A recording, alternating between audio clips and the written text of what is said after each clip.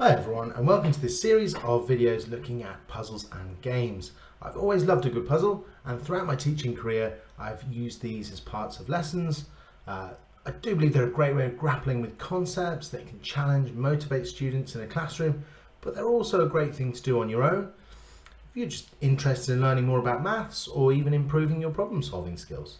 The aim of this series of videos is not just to present puzzles and then have that aha moment at the end where I tell you the answer, but to showcase puzzles, games, things that I believe teach us something, either about maths or just about how to solve problems. So if you're an educator, student of maths, or just interested in improving your problem solving skills, I hope these videos have something useful for you. So without further ado, let's get on to our first puzzle. Right, so the aim of this puzzle is to draw a line that goes through all 9 dots, but without taking your pen off the paper, and the lines have to be straight. You may well have seen this puzzle before, and if you know the answer, you know the answer. But we're going to work from the point of view as if you don't know the answer, you're trying to figure it out. So let's begin. 4 straight lines. We could have a little draw of this. Maybe we start top left corner here. We can perhaps go like this, and then we're going to draw down. Maybe we go across, up. We've run out of lines. We were nearly there. That's not a bad attempt. Okay, we can try again. Maybe starting somewhere else is the key to this puzzle. Perhaps we start in the center here. We could go 1, 2, 3, 4. No, again, that doesn't seem to really be cutting it. We could try on like this and see if we can get the answer. But the reason I've bunched these puzzles together is they involve a common theme, and that theme is questioning your assumptions. The human brain's a wonderful problem-solving machine, and what it does to solve problems for us is it often makes those problems simpler.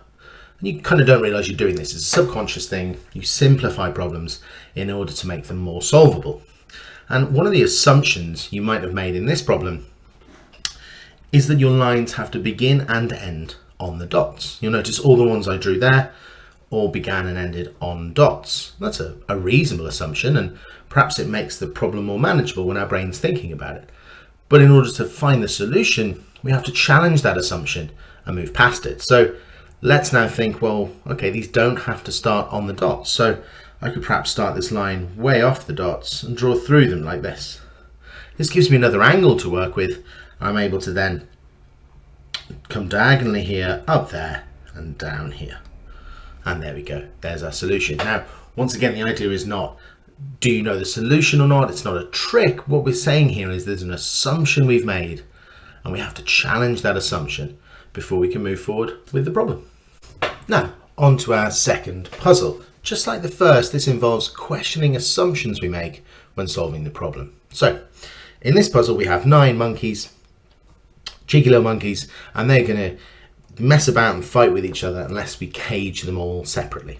So we've got to draw some square cages that keep our monkeys away from each other.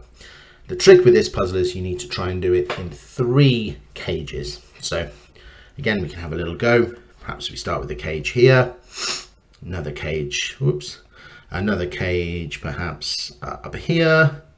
We're doing pretty well. This monkey in the middle is on his own, but we're kind of running out of steam here a little bit. Perhaps one more cage like this, and we're not doing too badly. This monkey's sort of on his own, this one's on his own, but this guy can run around here and get him, and obviously these 3 are going to get up to all kind of mischief. So that's not working for us. So let's have a little try again. Remember, 3 cages, 3 square cages to try and keep these monkeys apart. Suppose we can allow rectangular cages as well, perhaps one like that, and then maybe one like this.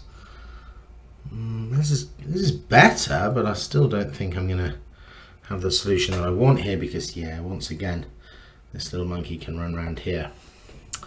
So how do we do this problem? Well, again, this is a problem of assumption, and the assumption our brains make when faced with this problem is that our square or rectangular cages needs to be square to the floor, or square to the ceiling, if you like.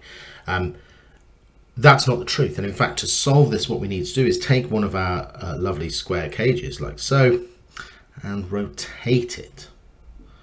So by rotating it round and having this cage like so, we can actually draw 2 more now, and the seemingly impossible becomes possible, and we have all our monkeys apart. If I draw that one carefully, and there we go, 9 little monkeys, all not able to play. Once again, the assumption being that we have to draw out cages in a particular way, and you've got to look out for this. Sometimes a problem is presented in a way that fools you into these assumptions. So my first attempt here, I'm deliberately drawing cages like that.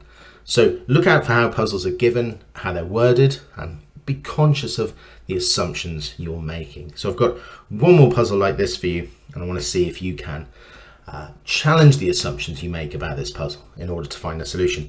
This is a pretty classic puzzle. We've got a fish here made out of matchsticks like so, and your job is to move only 3 matchsticks to turn this fish into this fish. That is, make the fish swim in the opposite direction. So have a think, let me know in the comments below if you managed to solve it. What were the assumptions you made when solving this puzzle, or perhaps what other puzzles have you seen like this that involve making assumptions?